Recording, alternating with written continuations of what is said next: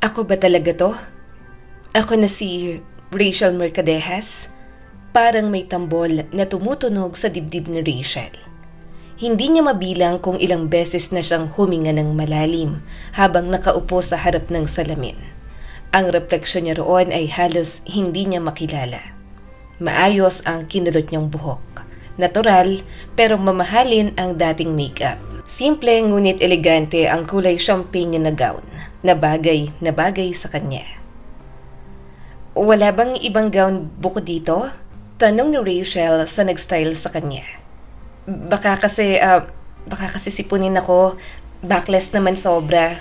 Mas lalo akong kinakabahan sa suot kong to. Relax lang, Miss Rachel. Mahinahong sabi ng stylist habang inaayos ang laylayan ng damit niya. Bagay na bagay po sa inyong suot nyo. Isa rin po yan sa napili ni Madam Aliana na gown para sa'yo. Asawa ng daddy? Pagkumpirma niya. Tumangon naman ito. Yes po, siya po ang nag-asikaso ng lahat ng ito para po sa inyo. Ngumiti si Rachel ng tipid. Alam niya namang mabait ang stepmother niya. Hindi yun maipagkakaila, pero alam niya na may bigat pa rin ang lahat ng mga nangyari. Ilang buwan na ang lumipas. Batid ni Rachel na hindi naman biglaan ang pag-move on sa mga bagay-bagay. Para sa mga ito, si Leia ang nakasama, minahal at pinalaki. Pero sa isang paglabas lang ng katotohanan, yon at siya nang dapat na nasa posisyon ni Leia na tinawag ng mga ito na Winona. Siya na ang may-ari ng apelyidong Mercadejas at hindi ang kapatid niyang si Leia. Nasa kanya na kung ano ang dapat na sa kanya. May tubig ba dyan? Pwede bang makahingi ako? Tanong ni Rachel. Tumango naman ng isang staff. Kinuha nito ang isang bottled mineral water at nilagyan ng straw. Eto na, Miss Rachel. Salamat. Hindi na siya basta si Rachel Lopez na anak ni Mercy Lopez. Ngayong gabi, ipapakilala siya bilang Rachel Mercadejas, ang nag-iisang anak ni Jonathan Mercadejas. Isang apelyidong kinatatakutan, iginagalang at hinahangaan sa mundo ng mga mayayaman. Ma'am, 5 minutes na lang po, sabi ng assistant ng glam team. Tumango si Rachel, nanginginig ang mga daliri niya habang kinukuyom ang palda ng gown. Sa labas ng silid, rinig na rinig niya ang mga boses ng mga mayayamang bisita. Mga halakhak na sanay sa champagne, mga usapang negosyo, at mga pangalang kabilang sa alta. Mga taong hindi niya kailanman inakalang makakasalamuha niya. At higit sa lahat, naririnig niya ang boses ng kanyang ama na si Jonathan Mercadejas, na hindi niya akalaing kikilalanin siya ng ganoon. Hindi ko ginusto ang drama. Naririnig niyang paliwanag nito sa mga bisita. Pero mas gusto kong malinaw ang lahat kaysa puro bulong-bulungan. Parang tumigil ang paghinga ni Rachel. Maraming taon ang nakalipas. Patuloy nito. Nagkamali ako. Masyado ako nagtiwala at mali ang taong nailahad ko sa inyo. Hindi ko alam ang buong katotohanan at dahil doon, may isang anak akong hindi ko nakilala, hindi ko naprotektahan at hindi ko naipagmalaki. Hanggang ngayon, may bahagyang paggalaw ng mga tao. Ramdam niyang pagbabago ng hangin at ang katahimikan na sinasapawan ng kuryosidad. Ngayong gabi, marahang sabi ni Jonathan. Hindi ako nandito para magpaliwanag, para mas mapag-usapan pa ang aming pamilya. Nandito ako para akuin ang responsibilidad ko at matigil ng usap-usapan. Kaya ngayon, ipakilala ang nag-iisa kong anak, ang aking totoong anak. Nanlalamig ang mga palad ni Rachel. Ako yon. Ako ang anak niyang totoo. Isang bahagi ng puso niya ang masaya dahil sa wakas, may amang kinikilala siya bilang anak. Pero mas malaki ang bahagi na natatakot kay Rachel. Dahil alam niyang kasabay ng pag-angat niya ay ang tuluyang pagbagsak ng isang taong mahalaga para sa kanya. Hindi ba si Miss Winona ang anak niya? Narinig niyang bulong ng isang kasambahay na kasama nito. Umiling naman ang kausap nito. Hindi, wala ka kasi dito nung nakaraan. Nagkabukingan. Hindi na pala si Miss Winona ang totoong anak ni Sir Jonathan. Leia raw ang totoong pangalan ni Miss Winona. At itong si Miss Rachel ang totoong Mercadehas. Nagpanggap lang daw ang kapatid para angkinin itong buhay na dapat kay Miss Rachel. Napapikit si Rachel. Ayaw niyang sabihin na kasalanan ni Leia ang lahat. Ayaw niya na sana ng ganoong pagtitipon. Subalit wala siyang magagawa sa maimpluwensyang pamilya ng mga Mercadehas. Si Leia ang kilala ng lahat bilang anak ng mga ito at yon ang kailangang itama.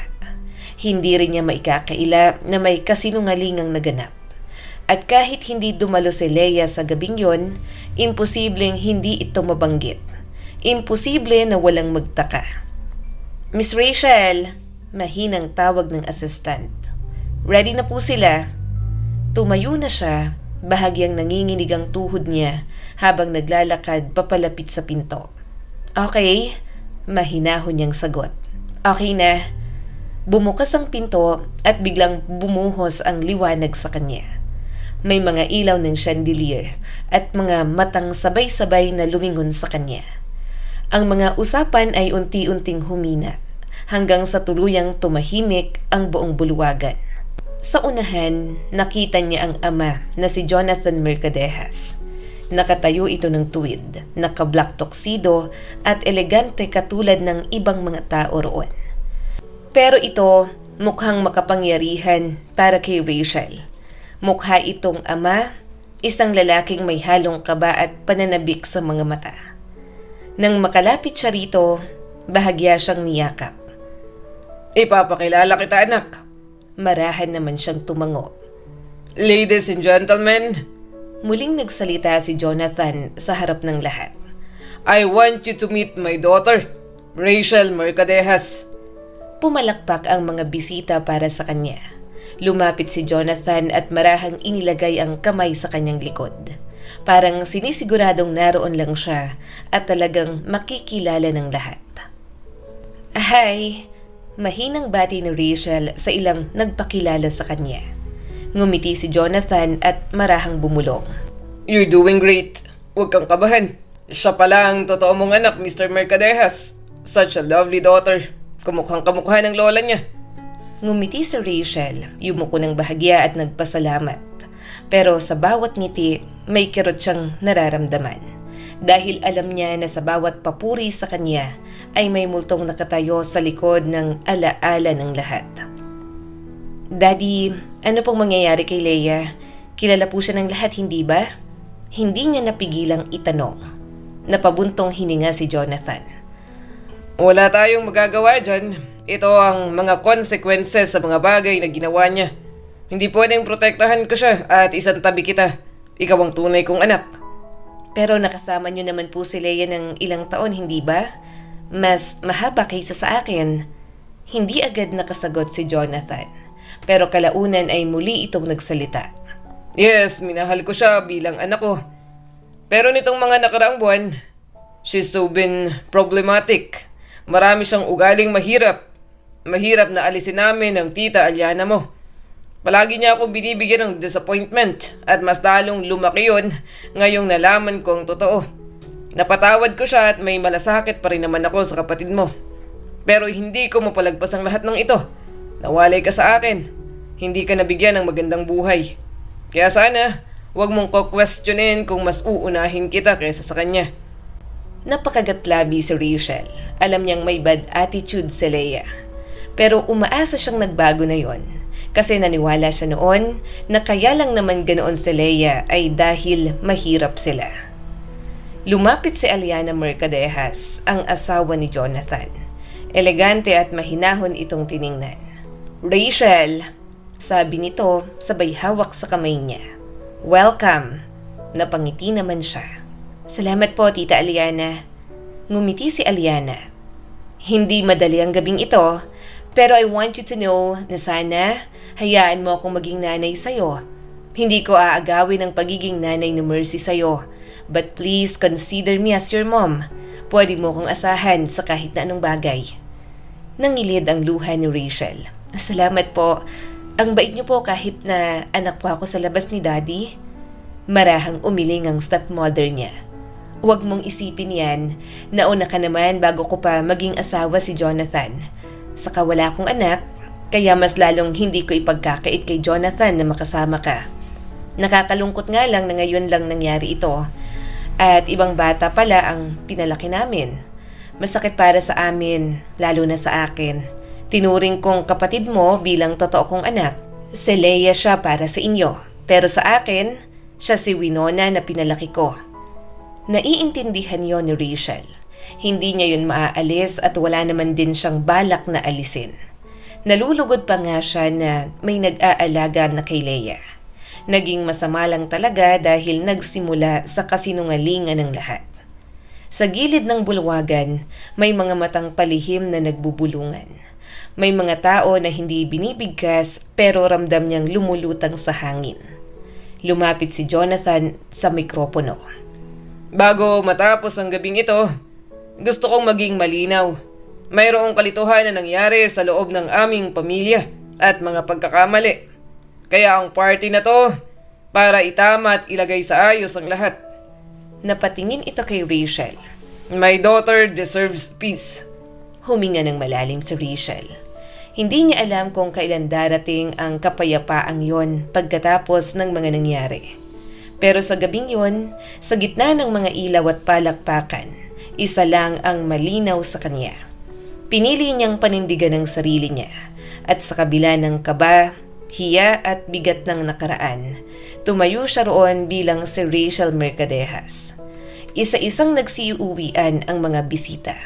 Naiwan ang mga tunog ng nagliligpit na mga kasambahay at ang marahang pagpatay ng mga ilaw sa bulwagan. Pagdating sa bahay ng mga Mercadejas, bumungad sa kanya ang mas lalong katahimikan. Ibang klaseng katahimikan kumpara sa bahay nila noon. Miss Rachel! Magalang na tawag ng isang kasambahay habang binubuksan ng pinto. Welcome home po! Napangiti siya ng tipid. Habang naglalakad siya papasok, napahinto siya bigla.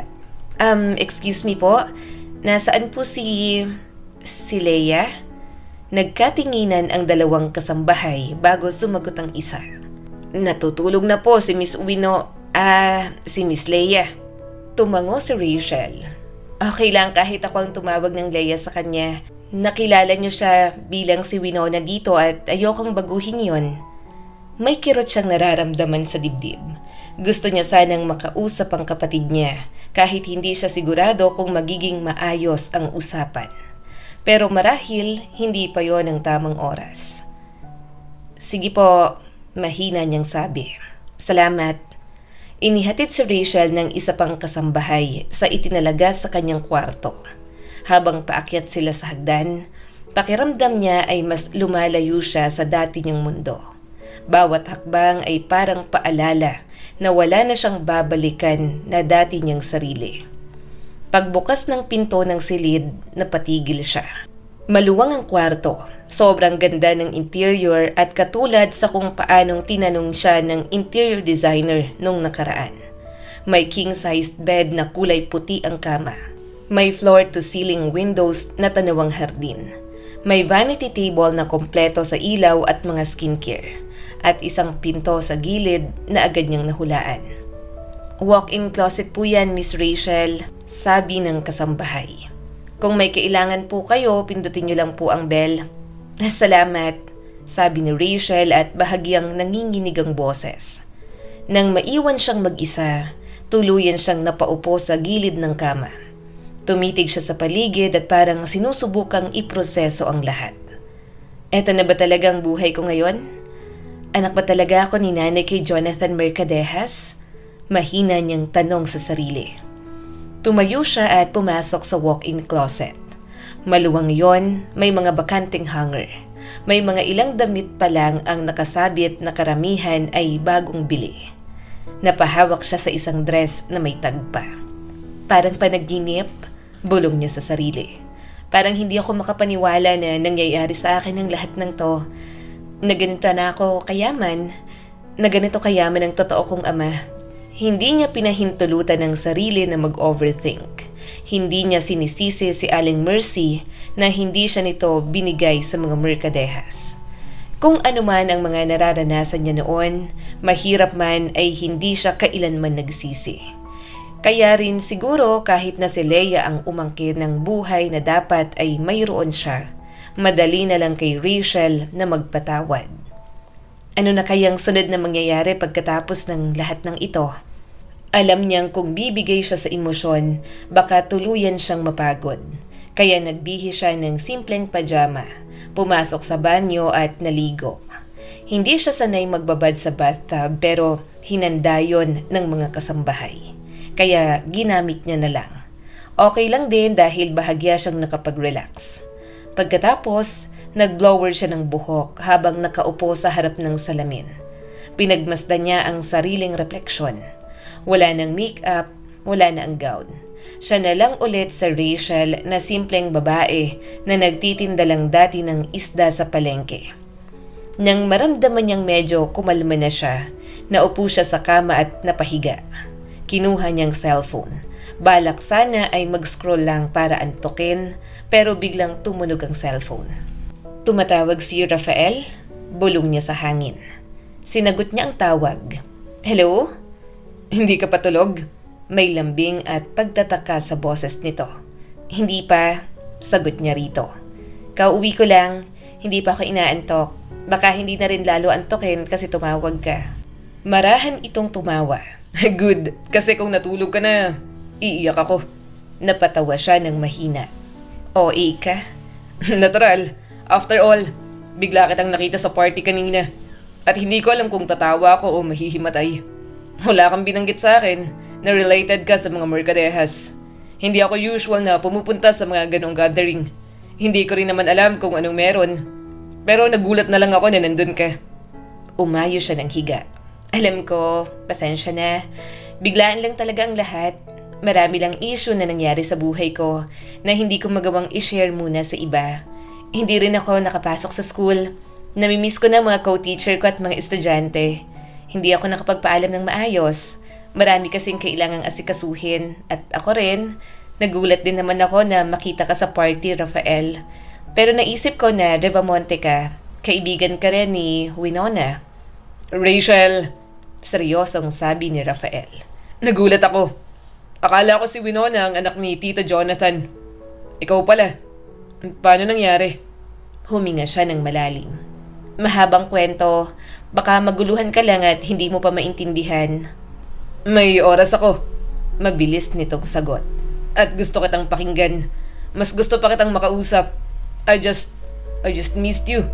Ilang buwan na rin kitang hindi nakita at hindi nakausap ng matagal sa phone. Naramdaman ko may mga problema ka kaya narespeto ko kung ayaw mong sabihin sa akin at binigyan kita ng oras. Napangiti naman siya rito. Batid niya ang ginawa ni Rafael at labis niyang na-appreciate iyon. Anak ako sa labas, mahina niyang sabi. Si Winona na kilala niyong lahat, siyang half-sister ko na si Leia na naglaya sa amin nung bata pa lang. Ngayon lang nagkaalaman nang magkita-kita kami na nag-claim pala siyang anak ni Jonathan Mercadejas, ni Daddy. Hindi na nag-background check si Daddy kasi kamukha ni nanay si Leia. Halos magkalapit lang din ang edad naming dalawa. Ang alam din niya walang ibang anak si nanay kundi isa lang.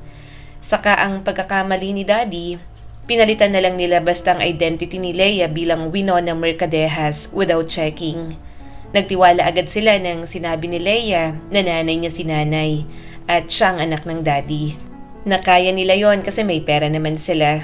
Sabi nila sa akin, ginawa nila yon para hindi mahanap ni nanay si Leia. Dinala na rin nila sa ibang bansa.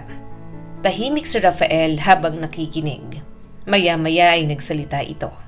So, you mean, ikaw pala talagang anak ni Tito Jonathan at hindi si Winona?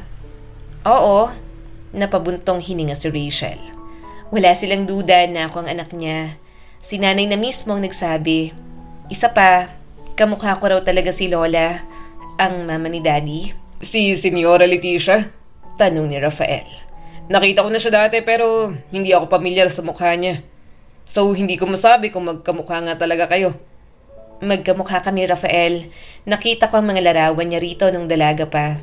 Pauwi na nga raw sina Lolo para raw makita ako. Nasa ibang bansa kasi sila. Bakit nangyari to sa'yo? Sobrang big blow nito sa'yo for sure. Rachel, hindi nila sinigurado.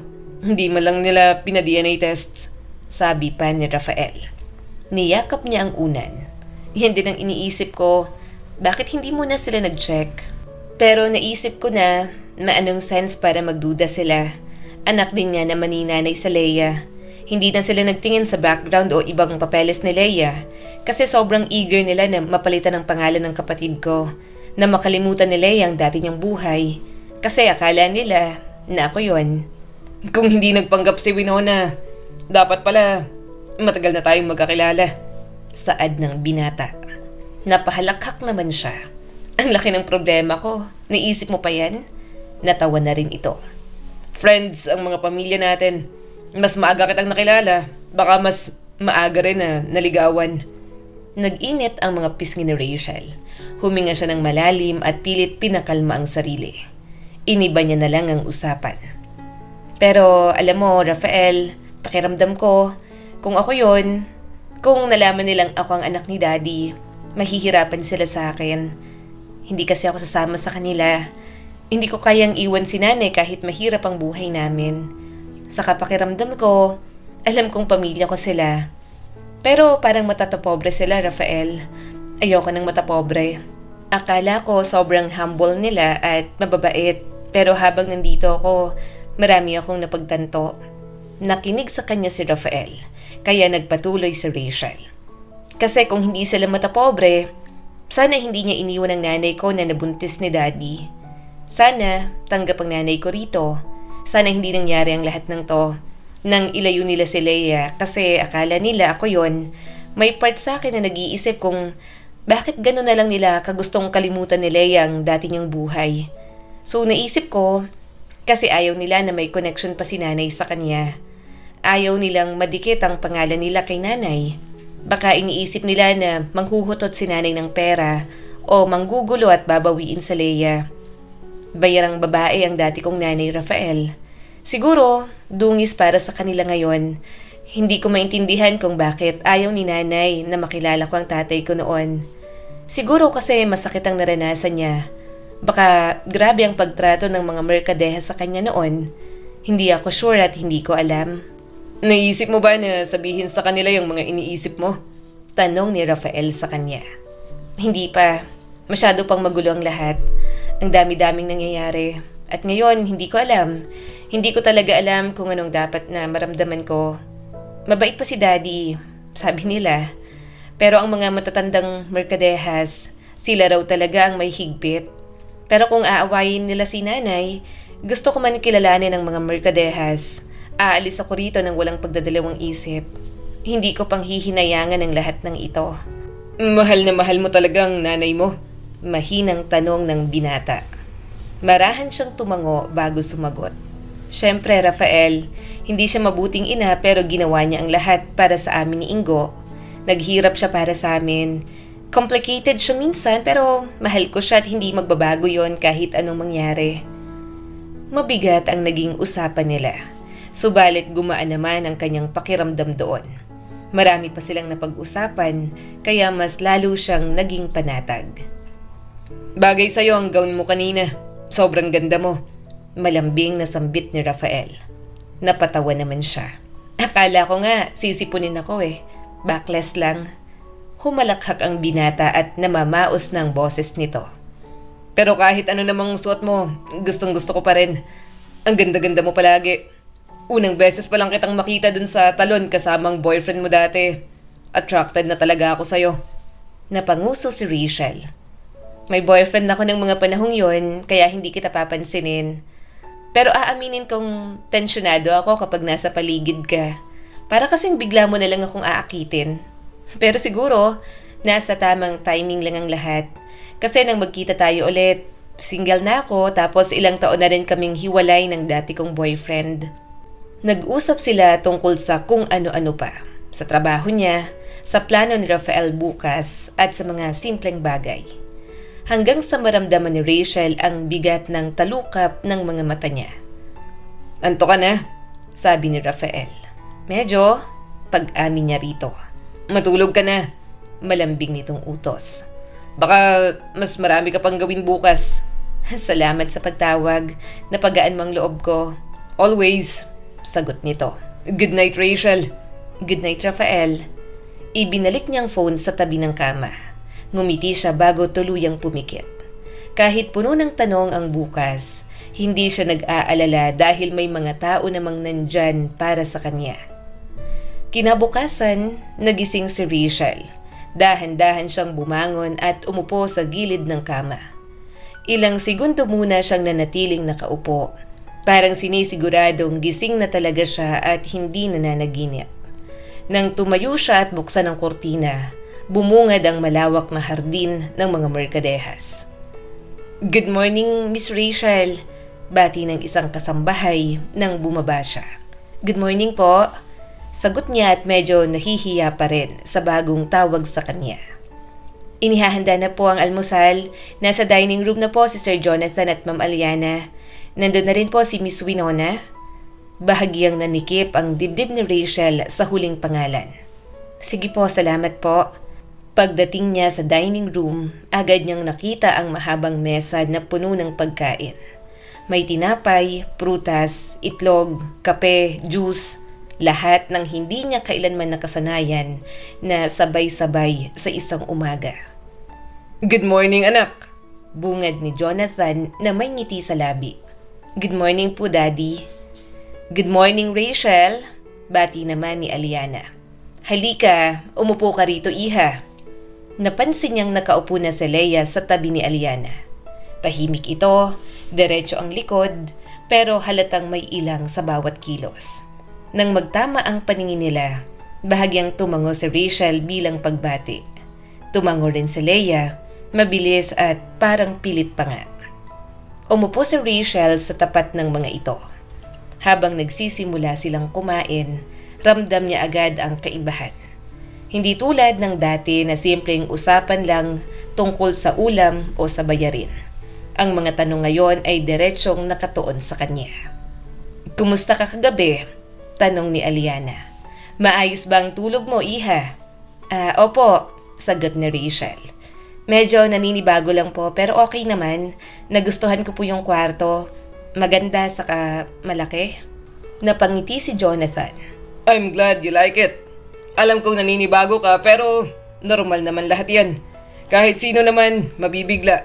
Alam kong maraming nangyari pero nagpapasalamat ako na binigyan mo ko ng chance na maging ama sa'yo.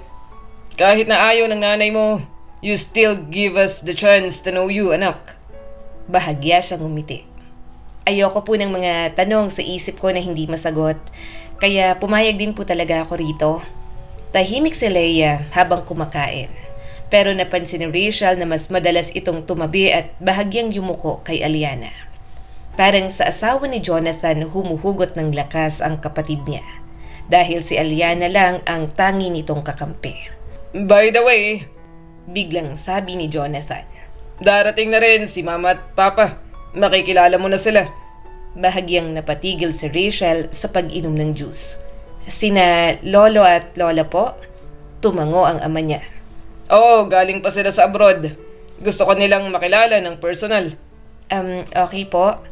Sagot niya kahit ramdam niyang kumakabog ang kanyang dibdib. Hindi mo kailangang kabahan, singit ni Aliana. Pero sa totoo lang mahigpit sila, lalo na pagdating sa pamilya at pangalan natin. Napatingin si Rachel kay Leia saglit. Nakayuko ito at parang lalong naging tahimik. Pagkatapos ng ilang subo, muling nagsalita si Jonathan. May gusto rin sana kaming pag-usapan tungkol sa'yo, Rachel. Ano po ba yon? Sumagot ang ama niya. Tungkol sa mga classes na kailangan mong pasukan. Nanlaki ang mga mata niya. Classes po? Tapos na po ako mag-aral. Education po ang kinuha ko. Yes, sagot ni Aliana. Hindi naman yon regular na eskwela. It's an etiquette and social classes para matutunan mo ang mga kilos, asal at galaw sa mundo ng ng mga taong kinalakhan namin. Walang interes sa Rachel sa sinasabi ng mga ito. Gayunpaman, tinanggap niya na ang buhay na yon. Kaya gagawin niya kung ano ang ipapagawa ng mga ito. Hindi siya mukhang pera, pero siguro ay gusto niya na rin dahil sa kanya naman talaga nararapat iyon. Bukod doon, ngayong may pera na siya, mas makakatulong siya sa ibang tao. Bahagyang natahimik si Rachel. Okay lang naman po sa akin, pero kailangan po ba talaga na agad?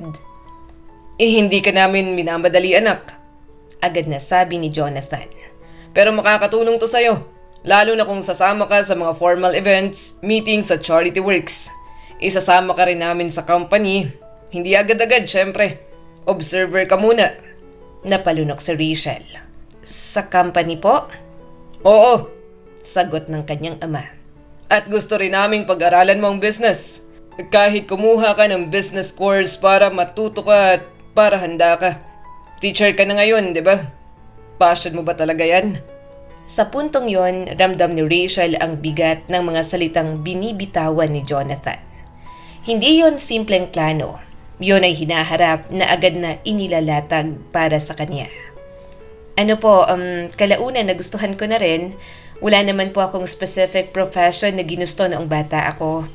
Pinili ko lang po ang pagiging teacher kasi yun po ang pamilyar sa akin na mas magandang trabaho.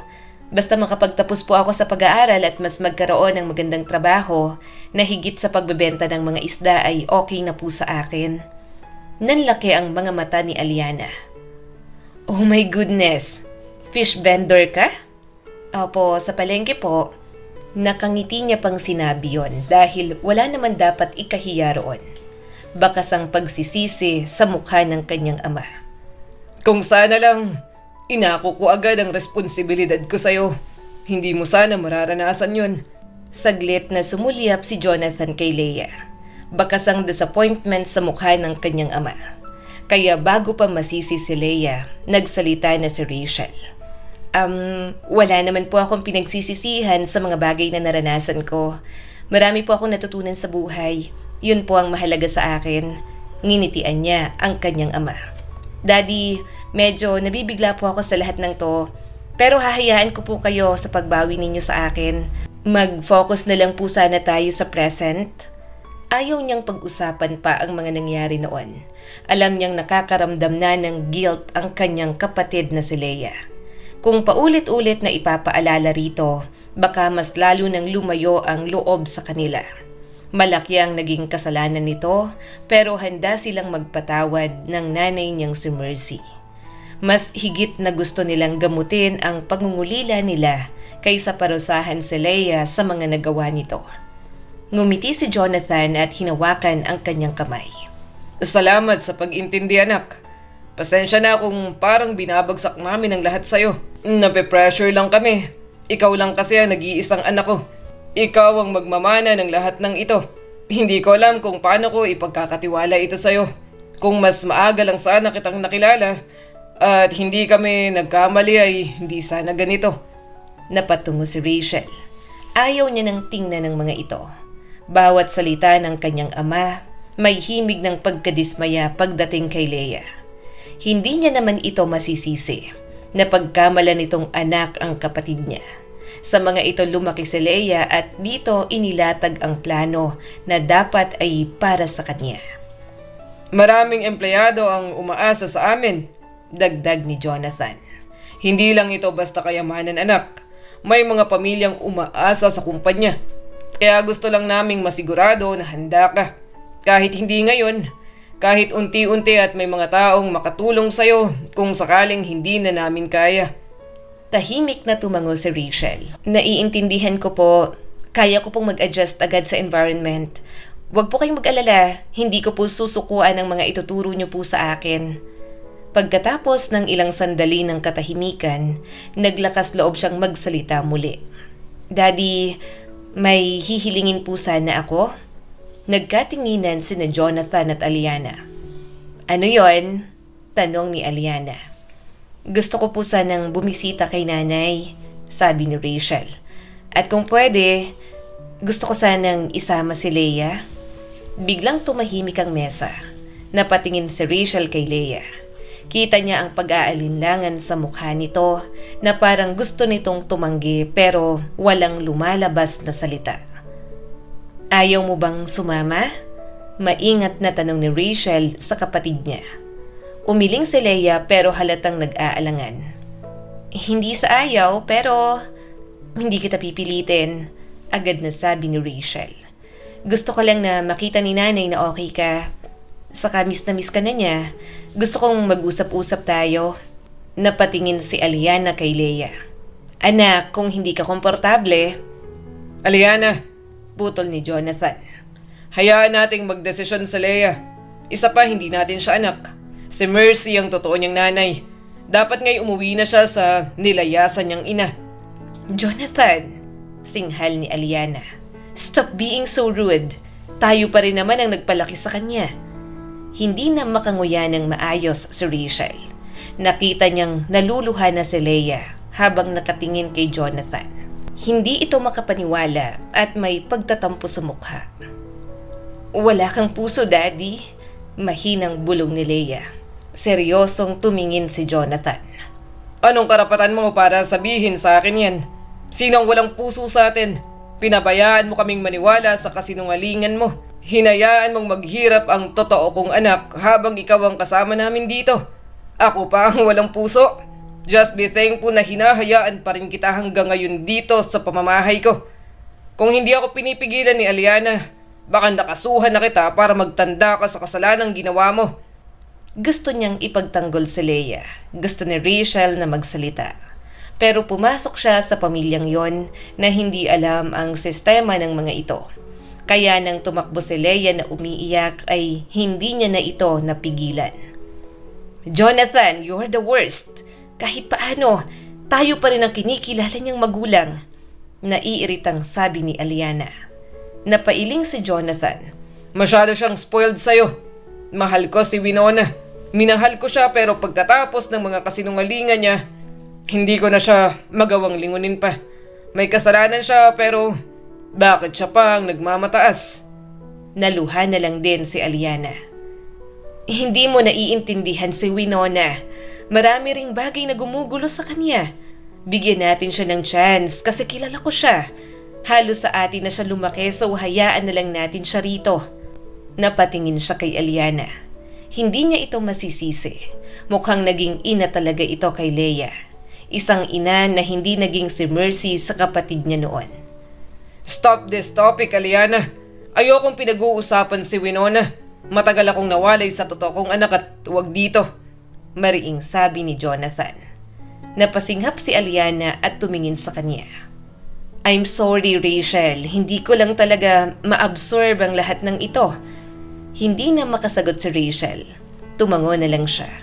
Gusto niyang ipagtanggol ang kapatid niya, pero kapag ginawa niya yon, parang sobra niya nang mai-invalidate ang nararamdaman ng kanyang daddy na niloko at pinagsinungalingan.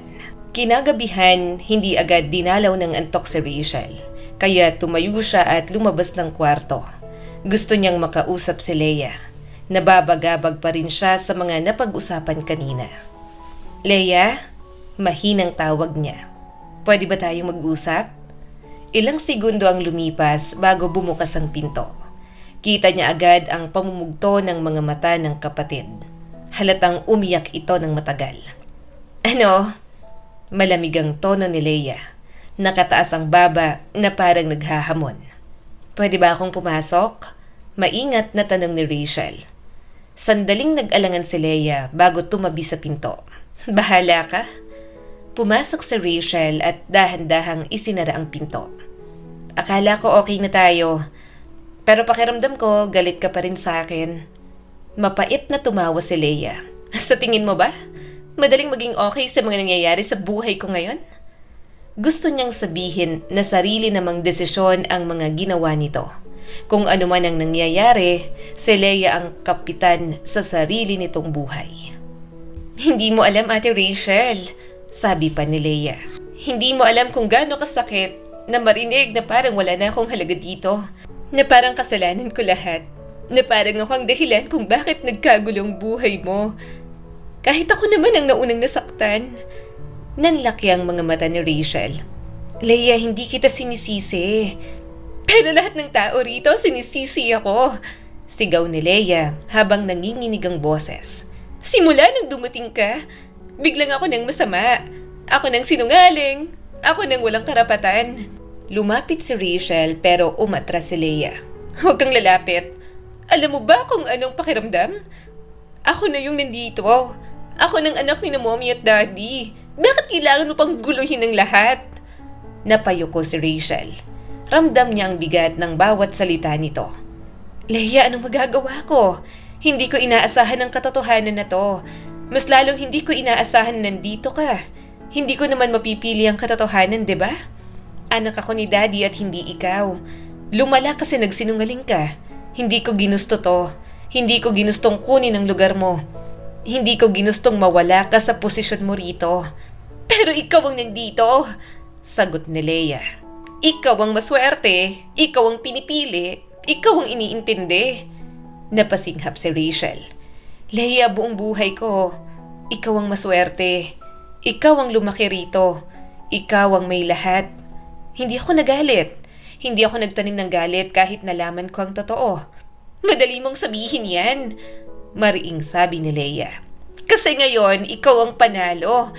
Ikaw ngayon ang kinikilala ni Daddy. Parang sinaksak ang dibdib ni Rachel. Hindi niya alam kung anong tamang mga salita ang dapat niyang sabihin sa kapatid niya.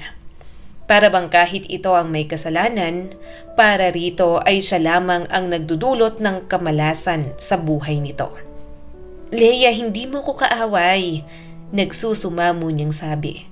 Naluluha na naman ito. Palagi ka naman ganyan, ate. Laging gusto mo. Ikaw ang palaging magaling, palaging mabait at palaging umuunawa. Tahimik na umupo si Rachel sa gilid ng kama. Anong masama sa pag-unawa, Leia? Mahal kita kaya palagi kitang inuunawa. Alam mo yan, mga bata pa lang tayo. Kung masama ako, hinayaan ko na sana si Daddy na parusahan ka. Pero hindi ko kayang gawin kasi kapatid kita. Alam kong nakakagalit para sa iyo ang mga nangyayari ngayon, pero mas maigi naman to, hindi ba? Napatigil si Leia. Bakas ang sakit at guilt sa mukha nito. Gayunpaman, halatang hindi pa rin matanggap ang lahat. Hindi kita sinisisi, patuloy ni Rachel. Kahit kailan, gusto ko lang na maging okay tayo. Kahit hindi agad, kahit unti-unti, ako pa rin ang aayos. Ako pa rin ang iintindi kasi ako ang ate mo. Kahit na naglayas ka at iniwan mo kami, hindi kailanman nagbago yon. Namumula ang mga mata ni Leia. Hindi na nakasagot ang dalaga. Tahimik lang itong umupo, nakayuko, habang dahan-dahang tumutulo ang luha. Tumayo na si Rachel. Hahayaan niya muna ito. Baka kailangan lang talaga ng oras para matanggap nito ang lahat ng yon. Paglabas niya ng kwarto, mabigat ang dibdib niya pero malinaw ang isip. Papunta na sana siya sa kwarto nang bigla siyang mapahinto. May narinig siyang mga boses mula sa study room. Sinasabi ko sa'yo, Aliana. Mariing sabi ni Jonathan. Hindi ko kayang tratuhin si Leia na parang anak ko pa rin matapos ang lahat. Jonathan, pakiusap ni Aliana.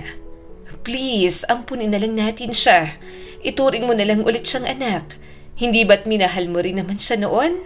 Minahal, sagot ni Jonathan habang galit ang tono. pero niloko niya tayo. Niloko niya ako. Pinaniwala niya akong anak ko siya habang ang totoo kong anak ay naghihirap. Hindi ba't alam mo ring bata lang siya noon? Giit ni Aliana. Nagkamali siya, oo. Pero hindi ba't dapat pagbayaran niya yon sa pagkatuto, hindi sa pagtataboy mo? Malaki ang kasalanan niya, sagot ni Jonathan. At dapat nga pinagbabayaran niya. Kung hindi ang dahil kay Rachel, hindi ako magpipigil. Kilala mo ako. Hindi ako tumitigil hanggat hindi nananagot ang dapat na managot at may kasalanan sa akin. Dapat ibuhos ko ang lahat kay Rachel. Siyang may karapatan. Siyang tunay kong anak. Hindi si Winona na anak ni Mercy sa ibang lalaki. Naninikip ang dibdib ni Rachel. Hindi dahil sa selos, kundi dahil sa bigat at sa sakit na dulot nun sa kapatid niya. Jonathan, umiiyak na sabi ni Aliana. Mahalaga rin sa iyo si Leia. Alam ko. Tahimik sandali ang ama niya bago muling nagsalita. Oo, mahalaga siya. Pero hindi ibig sabihin noon ay kakalimutan ko ang ginawa niya. Dahan-dahang umatras si Rachel. Ayaw na niyang marinig pa. Ayaw niyang madagdagan pa ang bigat sa dibdib niya. Pagbalik niya sa kwarto, napaupo siya sa kama at tuluyang napaluha. Wala naman sa kanya kung makahati si Leia sa lahat. Hindi siya magdadamot. Kung pwede nga lang, ibibigay niya pa ang kalahati o higit pa kung yon ang makakapagpagaan sa loob ni Leia. Pero alam din niya ang totoo. Hindi lang yon simpleng pagsisinungaling. Isang buong buhay ang naagaw. Isang buong pamilya ang naloko. At kahit gaano niya kamahal si Leia bilang kapatid, kailangan din itong magtanda. Kinabukasan, maaga pa lang ay gising na si Rachel. Nagbihis siya ng simple. Jeans, puting blouse at rubber shoes. Ayaw niyang dumating doon na mukhang ibang tao. Ayaw niyang magmukhang bisita sa sariling tahanan. Magpasama ka sa driver, anak. Nakangiting sabi ni Jonathan. Ngumiti naman siya at yumakap dito. Sige po daddy, baka mga gabi na rin naman po akong makauwi. Hinaplos nito ang buhok niya at hinalikan siya sa noo. Sige lang anak, you can take your time. Sumakay na siya sa sasakyan. Habang nandoon, tumawag pa sa kanya si Rafael. Hindi sila gaanong nagkikita dahil pareho silang abala. Si Rachel sa mga klase niya, samantalang nasa Thailand naman ang binata para sa business trip nito.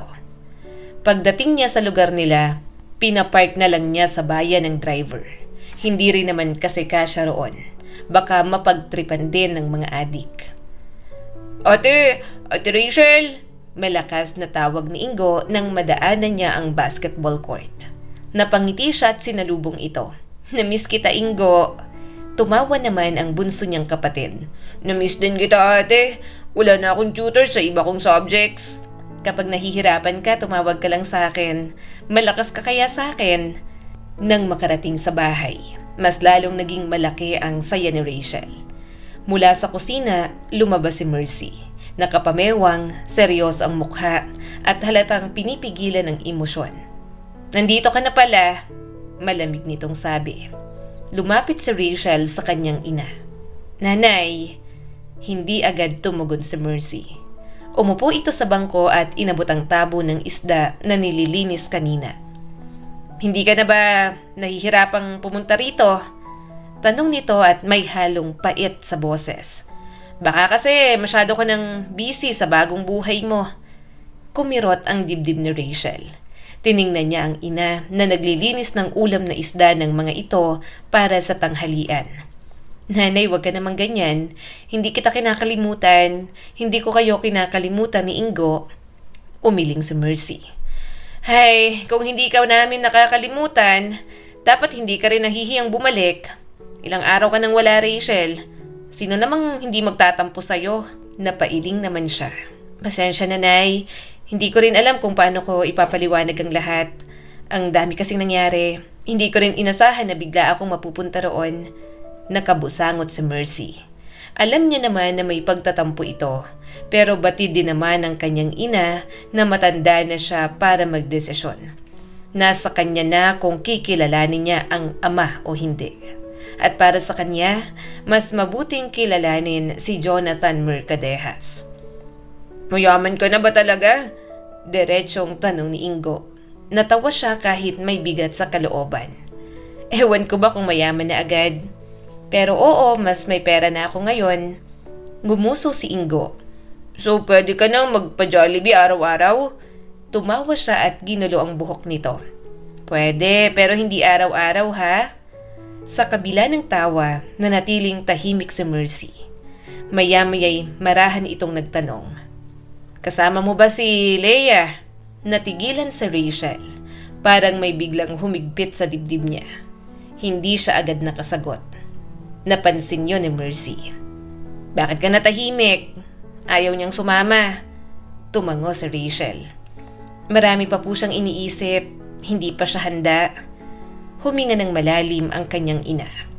Ayaw niyang makita ako. Mas pinili niya ng mga Mercadejas kesa sa akin. Hindi naman po sa ganon. Ay, wag mo nang ipagtanggol. Putol ni Mercy at nangingigang boses. Sanay na ako. Bata pa lang siya, pinili na niyang umalis. Ngayon, kahit man lang bumisita, ayaw niya na para bang hindi ako ang nagluwal sa kanya. Ano, nahuli na siyang nanloko at nagsinungaling, mananatili pa rin siya ron. Makakatagal ba siya ron? Sa tingin niya ba, matatanggap siya ulit ni Jonathan? Kung alam na yan ng mga matatandang merkadehas, sa tingin mo, palalagpasin ang ginawa niya. Ayaw ng mga merkadehas sa mga bastarda. Ikaw pinalagpas ka lang kahit anak ka sa labas, dahil baog ang alyana na yon.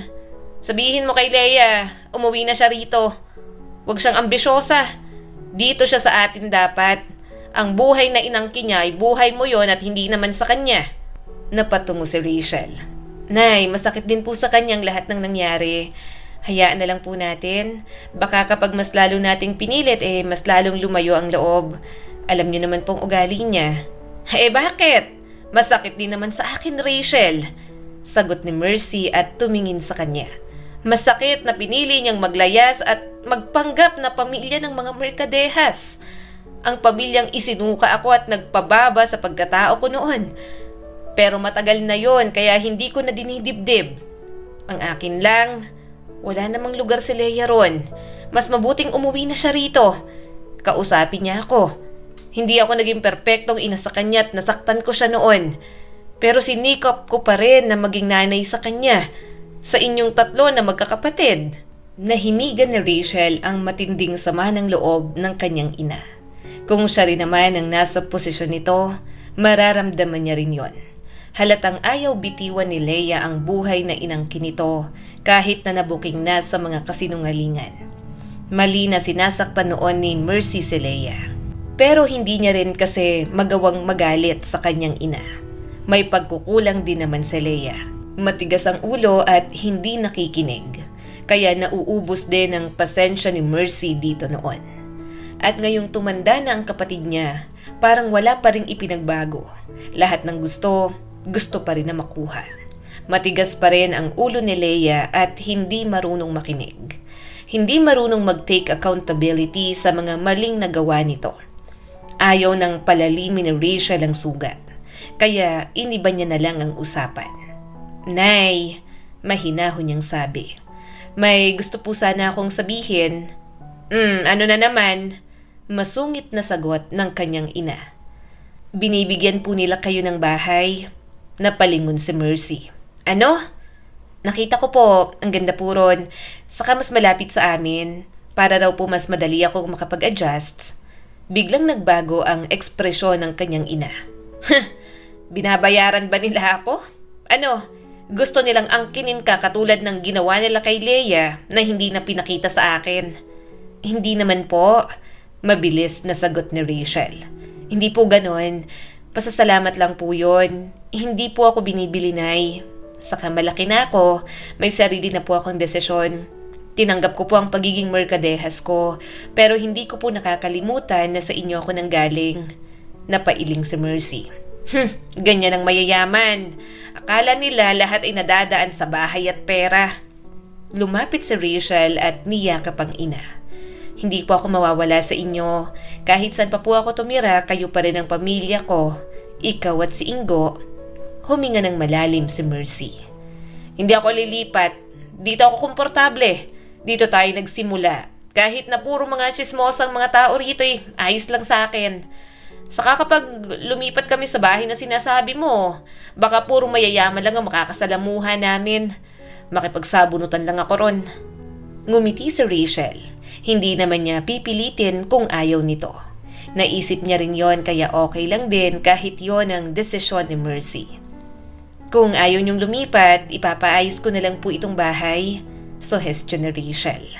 Nanlaki ang mata ni Ingo. Talaga ate? Ipapatiles mo? Saka ipapa second floor mo?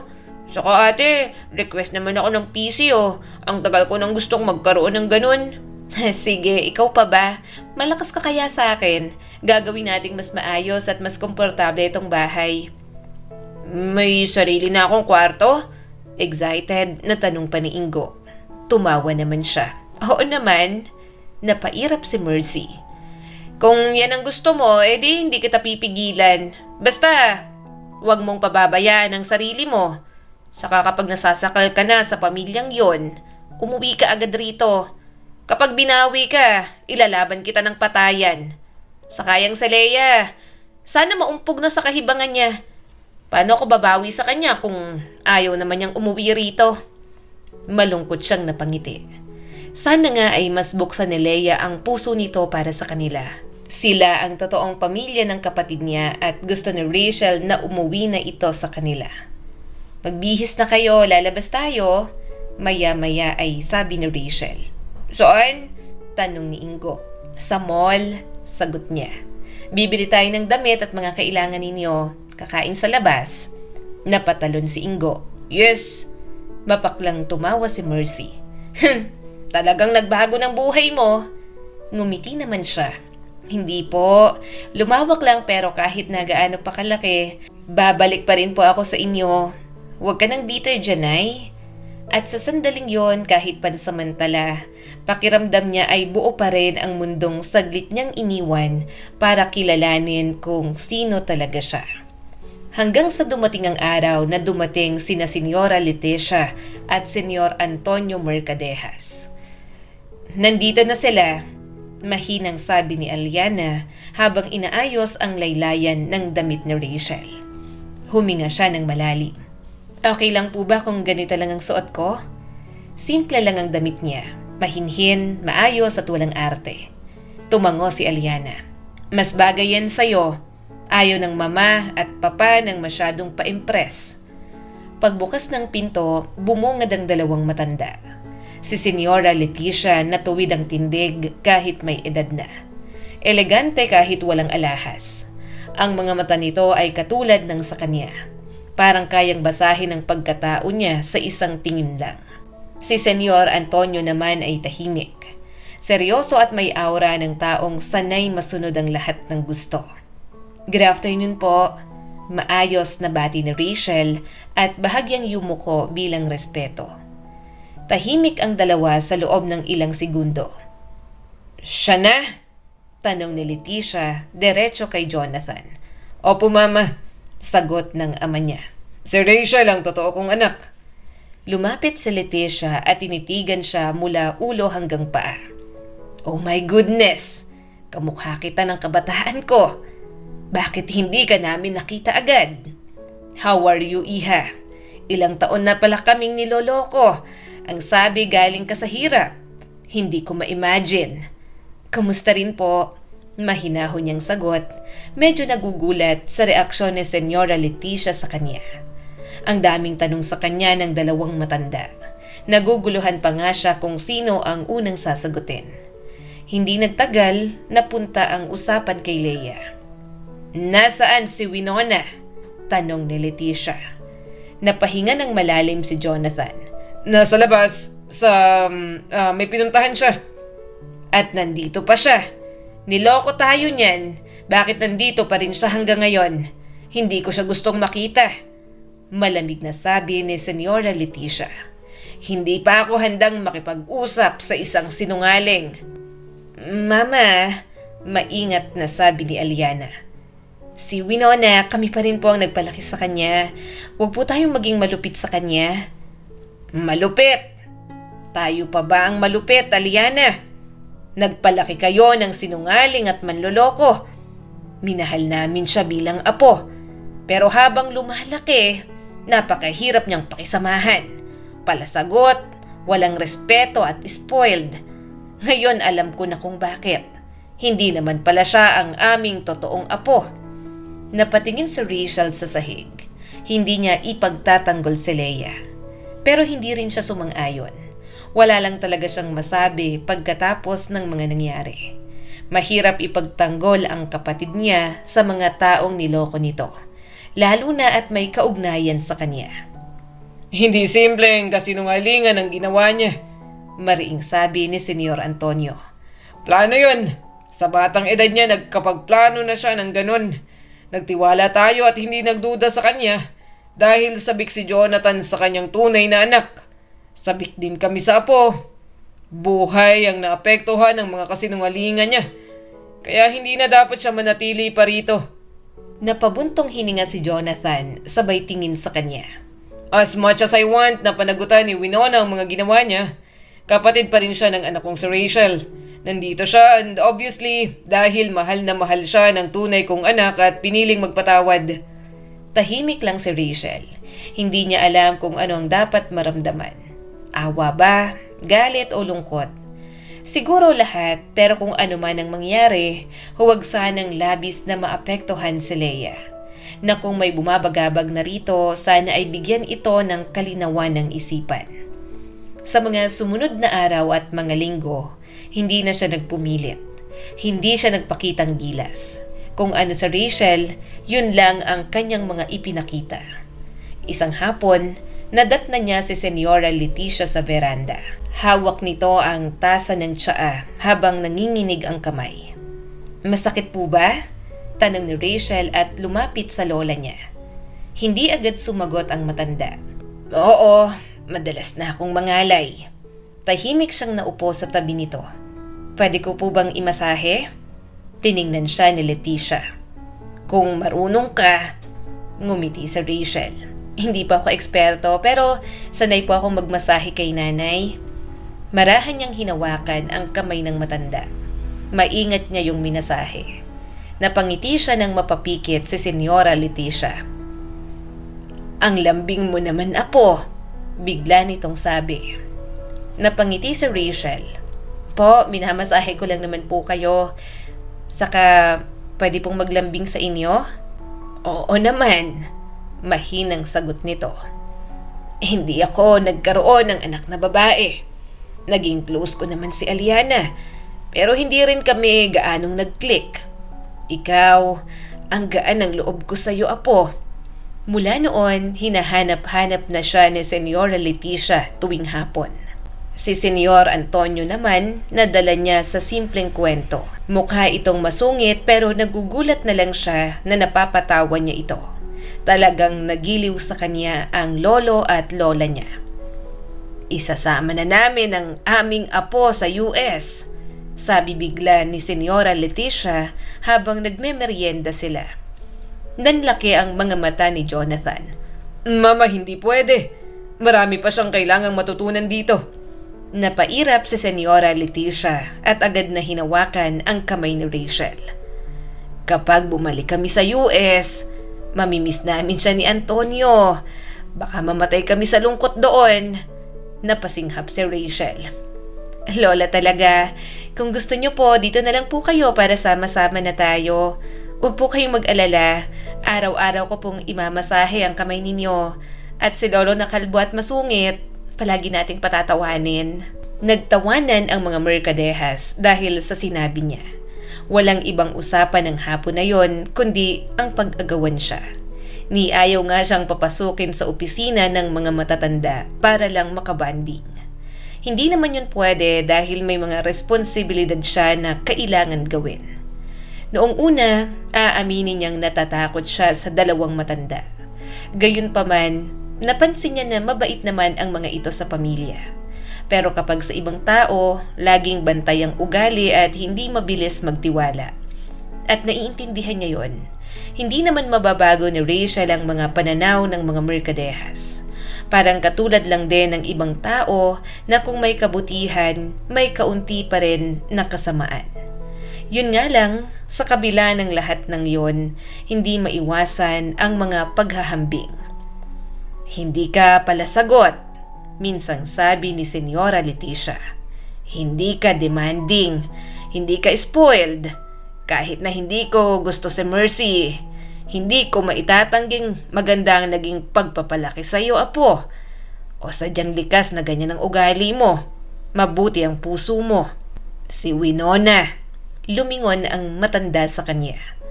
Paano ba siya pinalaki? Bakit ganun ang ugali niya? Minahal namin siya bilang apo kasi inakala namin siyang totoo naming apo. Pero habang tumatagal, hindi namin nagustuhan ang ugali. Sumasakit lang ang ulo namin sa kanya. Hindi nagsasalita si Rachel. Aware na naman siya sa masasamang ugali ni Leia. Akala niya ay bunga lang yun ng kahirapan na palagi itong napagkakaitan ng mga bagay na gusto. Pero mukhang hindi lang yon ang dahilan. Gayunpaman, sa kabila ng lahat ng yon, ayaw niyang maging dahilan ng lalo pang pagkasira ng kapatid niya sa mata ng mga ito. Nagsimula na rin ang mga klase niya sa etiquette. Straight posture, Miss Rachel. Eye contact. Yes, that's it. But not too intense. Give us confidence without arrogance. Nakakapagod, nakakapanibago. At kasabay nun, nag-homeschool si Rachel para sa business course, accounting, management at corporate ethics. Kaya naman yon ng utak niya pero nakakalula lang para sa kanya. Kasabay pa noon ang pagiging part-timer niya sa kumpanya para raw mas may apply niya ang mga natututunan. Observer muna, sabi ng ama niyang si Jonathan. Huwag kang kabahan anak, nagtitiwala ako sa'yo. Tumango naman siya. Mabilis siyang matuto, tahimik, masipag at nagtatanong kapag hindi alam. Maaring hindi siya cum laude o may karangalan noong college, pero alam niya sa kanyang sarili na matalino siya. Mabilis siyang mag-isip at magdesisyon sa mga bagay-bagay. Talagang hindi niya lang naging focus ang pag-aaral ng sobra dahil may mga sideline siyang kailangang gawin. At si Leia, nandoon pa rin, mataas pa rin ang posisyon.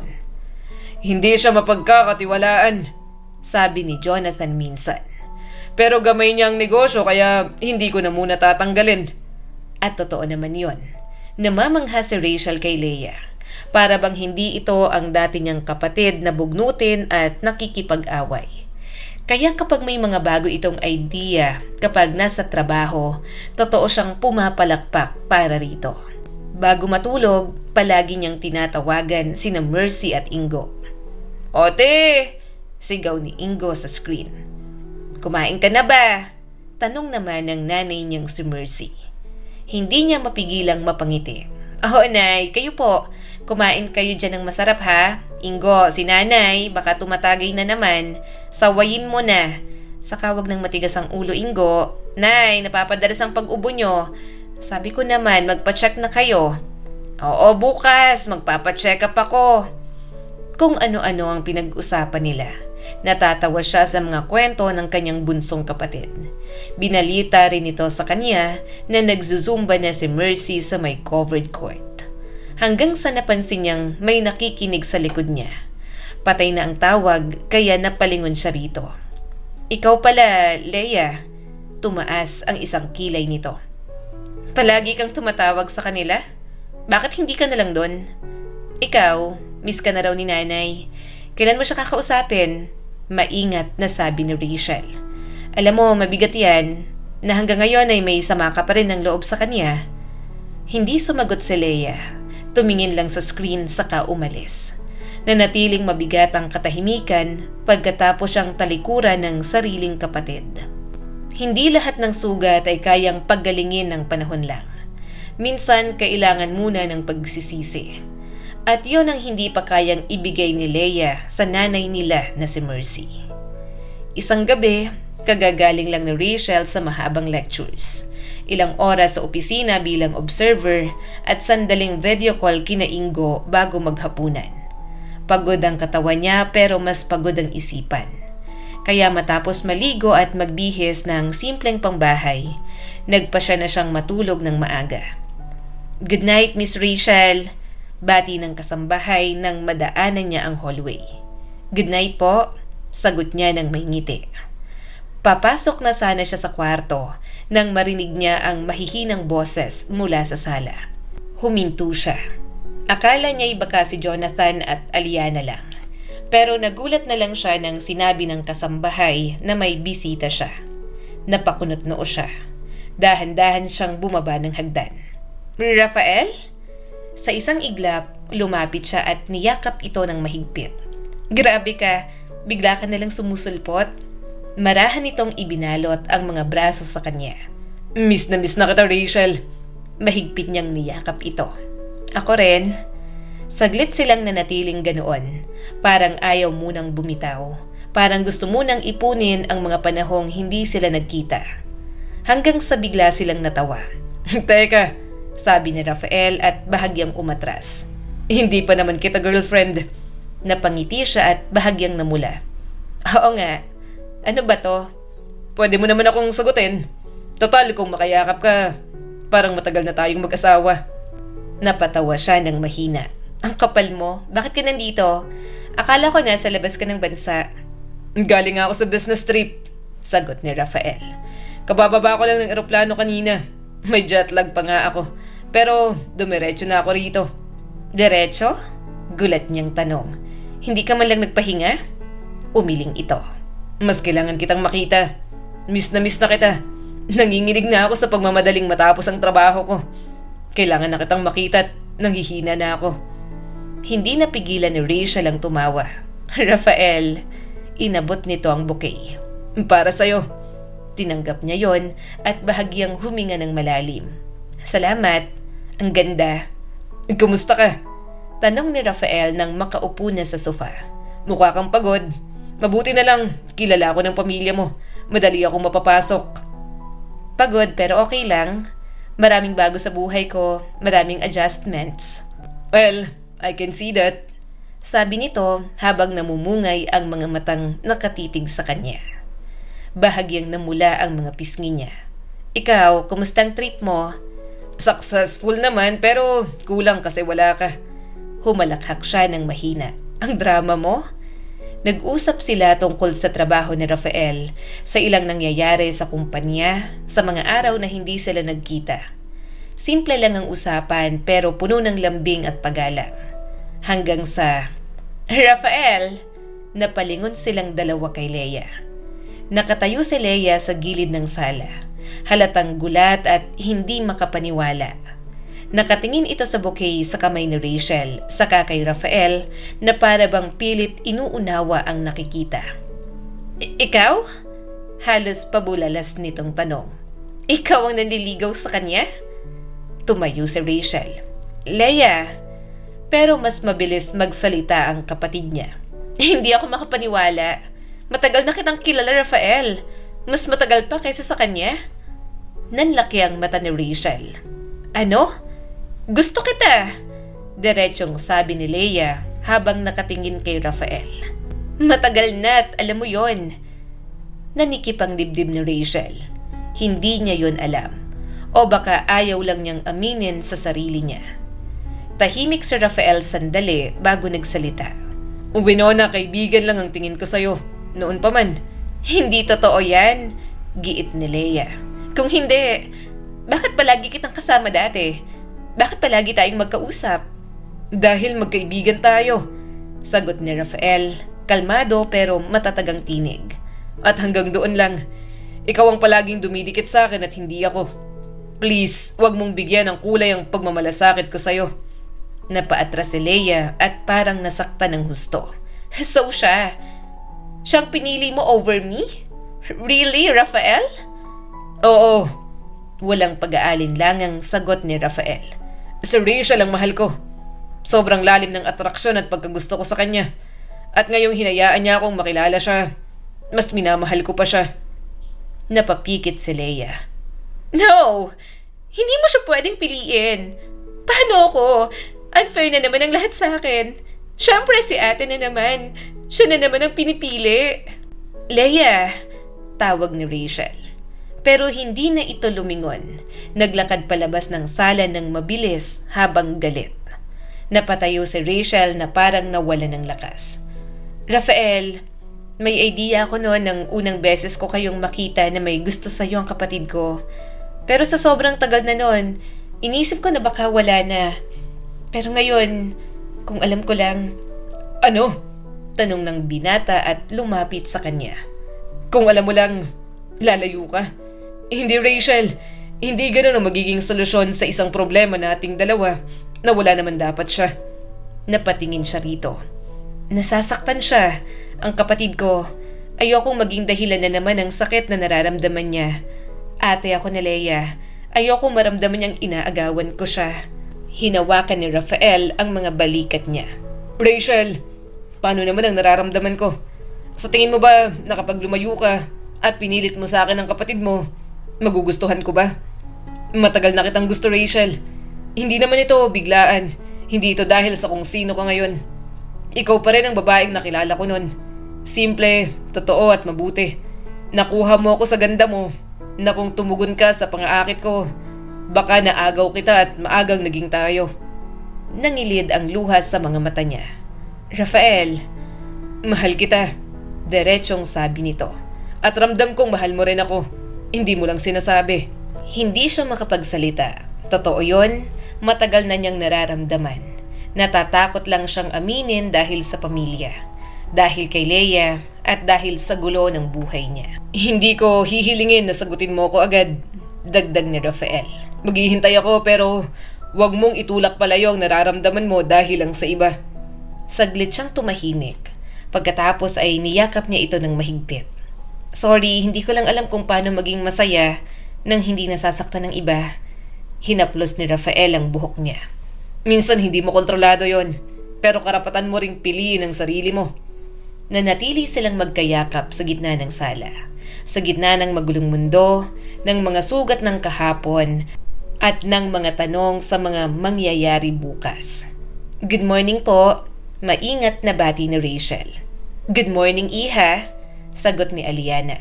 Halika, umupo ka na. Umupo si Rachel sa bakanting upuan.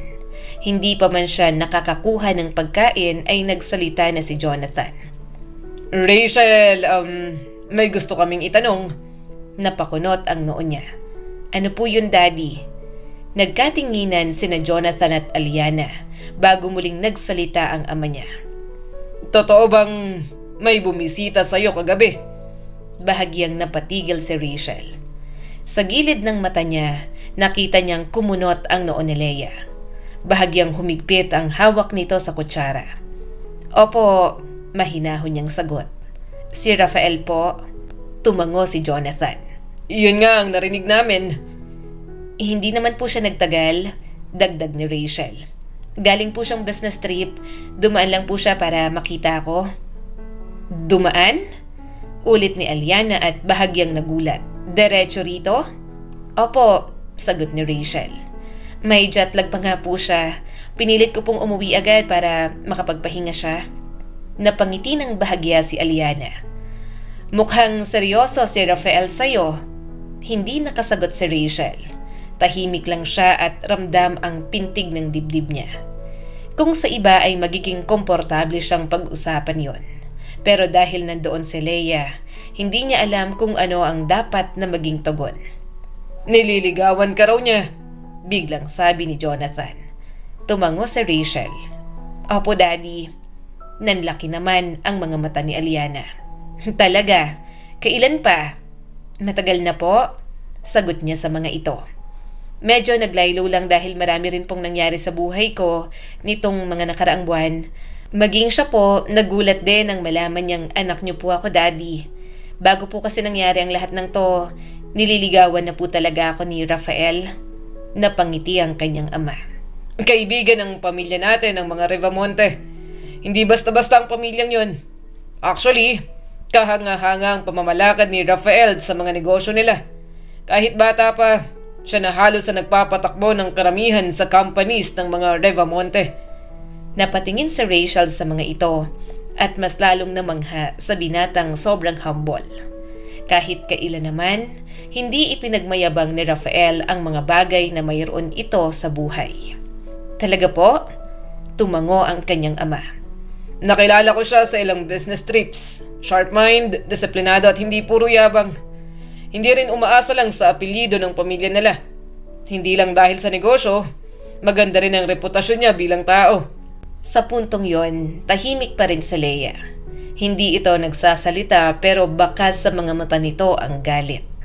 Sa loob-loob niya, iniisip niya kung bakit kailangan na palagi siya ang mag-adjust para rito. At saka, dagdag ni Jonathan at parang may iniisip. Magandang match ang mga Mercadejas at Rivamonte. Kung sakali, anak, papayag ka ba sa isang arranged marriage? Hindi naman sa pilitan. Hindi rin namin sinasabing agad-agad.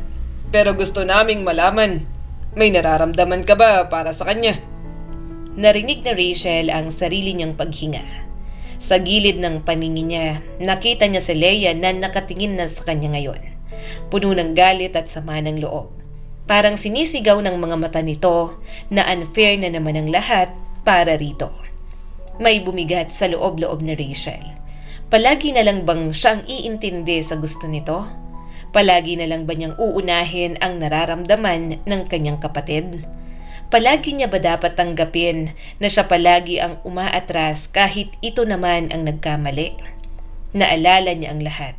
Ang mga panahong sinisisi siya ni Leia kahit wala siyang kasalanan. Ang mga pagkakataong pinili niyang manahimik para hindi na lumala ang gulo. Pero sa pagkakataong yon, may kakaibang tibok sa dibdib niya. Yun ang unang beses na inamin niya sa kanyang sarili na pagod na siya. Pagod na siyang laging umiintindi. Pagod na siyang laging umatras at higit sa lahat, hindi kasinungalingan ang nararamdaman niya kay Rafael. Huminga siya ng malalim. Opo, mahal ko po si Rafael. Mahal mo talaga? Tanong ng ama niya at may ngiti sa mga labi. Opo, ulit ni Rachel. Hindi po dahil sa negosyo, hindi po dahil sa apelyido niya. Mahal ko po siya bilang lalaking minamahal din po ako. Sa gilid ng mesa, biglang tumayo si Leia na nanginginig. So gano'n na lang? Isang salita lang tapos okay na? Leia, maingat na tawag ni Aliana. Hindi! Mariing sagot ni Leia habang nakatingin kay Rachel. Hindi to patas. Alam niyong gusto ko si Rafael. Naghihintay ako noon para may pagkasundo kayo sa mga Rivamonte para sa arranged marriage naming dalawa. Pero bakit silang dalawa ngayon? This is so unfair. Kumunot ang noo ng daddy niya. Winona, naririnig mo ba ang sarili mo? Baka nakakalimutan mo kung sino ka. Si Rachel ang anak ko kaya siya ang priority ko. Isa pa, matagal na naming alam ni Aliana na ayaw naman talaga sa'yo ni Rafael. Hindi mo ba nakikita na si Rachel ang nililigawan niya ngayon? Stop this, Winona. Nagiging desperada ka sa isang bagay at tao na hindi naman para sa'yo. Natahimik na lang silang lahat nang padabog na nag-walk out si Leia. Naninikip ang dibdib ni Rachel. Gayunpaman, parang kahit ano naman ang kanyang gawin, hinding-hindi na talaga ito magtatanda pa. Sa mga sumunod na araw, naging abala na lang siya sa trabaho. Habang naglalakad siya papasok sa conference room ng Mercadejas Holdings, ramdam niya ang tensyon sa hangin. Naroon na ang ilan sa mga board members. Formal ang mga mukha, may hawak na tablet at mga dokumento. Sa dulo ng mesa ay nakaupo ang ama niyang si Jonathan. At sa kabilang panig, nandoon si Leia na inirapan pa siya. Good morning everyone. Maayos niyang bati nang tumayo si Rachel sa harap. Today, I'll be presenting the quarterly expansion strategy for... Tahimik ang lahat ng nakikinig sa kanya. Tumango ang ilan, nakita niyang ngumiti ng bahagya ang ama niya, na para bang binibigyan siya ng isang tahimik na suporta. Habang nagpapatuloy siya, maayos ang takbo. Naipaliwanag niya na ang mga dapat ipaliwanag. May ilang tanong ang board na nasagot niya ang karamihan ng maayos. Hanggang sa nagsalita si Leia. Just to clarify, paano mo naabot ang inaasahang growth rate? Napatingin si Rachel sa screen. Based on the last 3 years data and current market trends, which market trends exactly? Putol ni Leia at may bahagyang ngisi. Dahil kung tinutukoy mong expansion sa Southeast, outdated na mga figures na yon. May bahagyang bulungan sa loob ng room. Huminga si Rachel. This data was updated last month. Updated? Ulit ni Leia. Are you sure? Dahil ayon sa report na nire-review ko kagabi, nanlalamig ang palad ni Rachel habang nagpapatuloy ang kapatid niya sa pagsasalita. Wala na siyang gaanong maintindihan. Para bang pinamumukha nito sa kanya na mas may alam ito sa negosyo kumpara sa kanya na baguhan lamang. Sandaling napatigal si Rachel. That figure was from a preliminary. So you're basing a board level presentation on preliminary data? Tanong ni Leia. Tila inosente ngunit halatang may diin. That's risky, don't you think? May ilang napatingin kay Rachel. May bahagyang pagkunot noo ang isa sa mga board members. Leia, Mahinahong sabi ni Jonathan. hayaan mong patapusin sa Rachel. Ngunit hindi tumigil si Leia. And another thing, sa cost projections mo, factor mo ba sa inflation adjustment for quarter 3? Dahil kung hindi, ramdam ni Rachel ang pag-init ng mukha niya. Inihanda niya yon. Alam niya na may mga tanong na ganon. Pero sa bilis ng sunod-sunod na tanong, parang tinatanggalan siya ng hangin. Daig pa ni Leia ang mga panelists sa research sa school. Saglit na natigilan si Rachel. Hindi dahil hindi niya alam, kundi dahil malinaw sa tono ni Leia. Naghahamon talaga ang kapatid niya. At nakita niya ang ngisi ni Leia. Maliit, mapanukso at mapanghamak. Yun ang gusto nito, ang mapahiya si Rachel. Bago pa siya makapagsalitang muli ay tumayo na si Jonathan. Allow me. Mariing sabi ng ama niya at sinagot ang mga tanong ni Leia na hindi masagot ni Rachel. Unti-unting bumalik ang normal na daloy ng meeting. Tinapos na Rachel ang presentation pero may sapat na lakas ng loob dahil ramdam niya ang suporta ng ama. Good work, Sabi ng isa sa board members. for a first major presentation that was impressive. Ngumiti si Rachel. Thank you po. Habang nagsisialisa ng mga tao, ramdam niyang pagod. Nang tuluyan ang maiwan sa conference room sina Rachel, Jonathan at Leia, bumigat ang katahimikan. Bumaling si Jonathan kay Leia. Ano ang problema mo? Napangisi si Leia. Nagtatanong lang ako, hindi ba bawal yon sa meeting? Bago pa makapagsalita si Rachel, isang malakas na sampal ang umalingaw-ngaw sa loob ng conference room. Nanlaki ang mga mata niya at napahawak siya sa dibdib. Napaatras si Leia, hawak ang pisngi. Agad tumulo ang mga luha nito. Daddy, Tumahimik ka muna. mariing sabi ni Jonathan at hindi inaalis ang tingin kay Leia. Ilang beses na akong nagtimpi. Ilang beses kitang pinalagpas. Pero ang ipahiya ang kapatid mo sa harap ng board, hindi ko na kaya. Ipahiya? Singhal ni Leia. Nagtatanong lang ako, o bawal dahil paborito mo siya? Hindi ito tungkol sa paborito. Sigaw ni Jonathan. Matuto kang rumispeto at anak ko siya. Kaya bakit mo siya gaganyanin sa mismong harapan ko? Tumawa si Leia habang nanginginig. Respetong kailanman hindi mo binigay sa akin simula nang dumating siya. Huwag mo siyang sisihin. Putol ni Jonathan.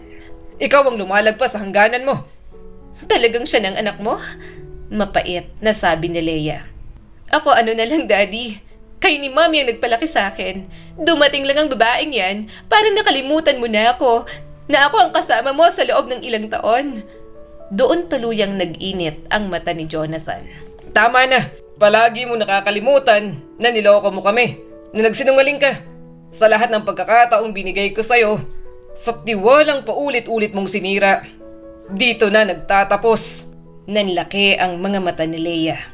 Anong ibig mong sabihin? Simula ngayon, Malamig na sabi ni Jonathan. tanggal ka na sa kumpanya. Ano? Sigaw ni Leia. You can't do that. Alam mo kung ano kaya kong gawin. Magaling ako. Magaling ka pero mas makakahanap pa ako ng mas magaling sa'yo. Pinaprioritize ko ang peace ng anak ko at hindi mo maibibigay yon. Huwag ka nang tutungtong dito kahit kailan. Dugtong ng ama ni Rachel. At huwag ka na ring uuwi sa bahay. Wala ka ng lugar doon hanggat hindi ka marunong rumespeto. Ipapahanda ko ang mga gamit mo at kunin mo. Daddy! Napasigaw si Leia habang nanginginig. Please, so ganito na lang? Itatapon mo ako? Pinili mo to. Sagot ni Jonathan. Paulit-ulit, Winona. Lumapit si Leia kay Rachel. Galit na galit at luhaan ng mukha. Masaya ka na? Ito ang gusto mo, diba? Hindi. Umiiyak na sagot ni Rachel. Leia, hindi ko ginusto to. Sinungaling! Sigaw ni Leia. Bigla siyang itinulak ni Leia ng buong lakas. Napaatras si Rachel at muntik nang matumba kung hindi siya nasalo ng mesa. Bumagsak pa nga ang ilang papel sa sahig. Enough! Sigaw ni Jonathan. Pero tumakbo na si Leia palabas ng conference room. Umiiyak, galit na galit, dala ang lahat ng puot at sakit na matagal nang kinikimkim. Nanatiling nakatayo si Rachel habang nanginginig ang buong katawan. "Daddy," mahina niyang sabi. Huminga ng malalim si Jonathan. Nakita niyang nangingilid ang mga luha nito. At alam niya, mahirap din para rito na makasagutan ng ganoon si Leia. I'm sorry na kailangan mo pang makita yun, anak. Sabi nito sa kanya, sabay yakap. Pero kailangan na itong mangyari. Tahimik na tumulo ang luha ni Rachel. Hindi niya alam kung kanino siya mas naaawa. Sa kapatid niyang tuluyang nawala ng tahanan o sa sarili niyang nadamay sa gulo na hindi niya sinimulan ngunit matagal nang nandoon. Pero hanggang saan ba aabot si Leia sa puntong yon? "Hello, Nay?" Maingat niyang tanong nang tumawag ang kanyang ina. Tahimik na sa kabilang linya sa loob ng ilang segundo. Narinig niya lang ang mahinang paghinga ni Mercy. Parang may gustong sabihin pero hindi masimulan. "Rachel!" Mahina at nanginginig ang boses ni Mercy. Pwede ba kitang makita?" Kinabahan siya. "Nay, may nangyari ba?" Hindi ko alam," sagot ng kanyang ina. "Basta may iba akong nararamdaman. Parang may mabigat sa dibdib ko. Gusto ko lang kitang makita kahit saglit lang." Napalunok si Rachel. "Sige po, pupunta ako sa inyo." "Hindi," agad na putol ni Mercy. "Ako nang pupunta riyan. Gusto kong pumunta riyan." Natigilan siya. "Nay, sigurado po ba kayo? Ayaw niyo naman pong pumasok dito." "Sa labas na lang," sabi pa nito. "Hindi naman ako papasok. Gusto ko rin sanang baka sakaling makausap ko si Leia." Parang may humigpit sa dibdib ni Rachel. "Si Leia po?" "Oo," sagot ni Mercy. "Bilang ina rin, gusto ko siyang makausap. Hindi ko alam kung bakit pero parang may humihila na sa akin na gawin yon." Maraming gustong sabihin sa Rachel pero hindi niya nagawang ilabas. Parang may pumipigil sa kanya. "Sige po, Nay," mahina niyang sabi. "Maghihintay po ako." Pagkababa ng tawag, matagal siyang nakaupo at nakatulala. Hindi niya alam kung bakit may masama siyang kutob sa dibdib niya. Pero pinilit niya yung iwaksi. Lumabas siya ng mansyon at tumayo sa tapat ng gate. Ayaw talagang pumasok ng nanay niya sa loob, kaya nagdesisyon siyang doon na lang mag-abang. May ilang guard na pamilyar na sa kanya ang bumati. "Ma'am, may hinihintay po kayo?" Tanong ng isa. "Oo," sagot ni Rachel. "Nanay ko po." Makalipas ang ilang minuto, nakita niya ang isang pamilyar na figura sa kabilang kalsada. Nandoon ang kanyang ina. Napangiti si Rachel at kumaway. "Nay!" Ngumiti rin ang ina at kumaway pabalik. Tumawid na siya ng dahan-dahan para masalubong ito. At doon, parang biglang bumagal ang mundo. Narinig niya ang malakas na ingay ng makina. Isang sasakyan ang humaharurot papunta mismo sa direksyon niya. Nanlaki ang mga mata ni Rachel. "Nay!" Hindi na siya nakagalaw. Parang nanigas ang buong katawan niya. Isang iglap lang ang lahat. Bigla siyang nakaramdam ng malakas na tulak sa balikat. Naitulak siya palayo at nakita na lang niya ang katawan ng kanyang ina na bumagsak sa kalsada. Kitang-kita niya ang malakas na pagkakaumpog ng ulo nito. "Nanay!" Bumagsak ang bag ni Mercy at hindi na ito gumalaw. Parang may pumutok sa loob ng dibdib ni Rachel. Tumakbo siya palapit, lumuhod sa tabi ng ina habang nanginginig ang mga kamay. "Nay! Nay! Gising, please!" Paulit-ulit niyang sabi habang hinahawakan ng pisngi nito. Nanlalamig na si Rachel. Para siyang nakalutang sa sobrang takot. Hindi niya na alam ang gagawin. May mga guard na tumakbo papalapit. "Tumawag ng ambulansya! Tawagin niyo sina ma'am at sir!" Nagsisigawan ng mga tao. May humihingi ng tulong. Sa loob ng kotse, bumukas ang pinto. Nanginginig ang katawan na bumaba roon si Leia. Halatang gulat at halatang takot ang kapatid niya. Nakatingin ito kay Mercy na walang malay sa kalsada. Hindi ko sinasadya," pabulong nitong sabi. Nilingon ni Rachel ang kapatid niyang walang puso. Ikaw? Anong ginawa mo? Balak mo akong patayin? Ha? Tingnan mo ang nangyari kay nanay. Napaatras si Leia. Bigla itong napaluhod sa gilid ng sasakyan habang hawak ang ulo. Hindi ko to gusto. Gusto ko lang, hindi ko alam kung anong pumasok sa isip ko. Dumating ang ambulansya. Dinala si Mercy sa loob. Sumama si Rachel, hawak ang kamay ng ina at paulit-ulit na nagdarasal. Pero huli na ang lahat, dead on arrival na ito. Parang gumuho ang buong mundo niya at malakas na umiyak. Sa ospital, nakatulala lang siya. Walang tunog ang iyak at luha lang ng luha. Dumating si Jonathan, Rafael, pati si Ingo na halos hindi maintindihan ang nangyayari. Mahigpit siyang niyakap ni Rafael. I'm sorry. Samantala, hinuli ng mga pulis si Leia.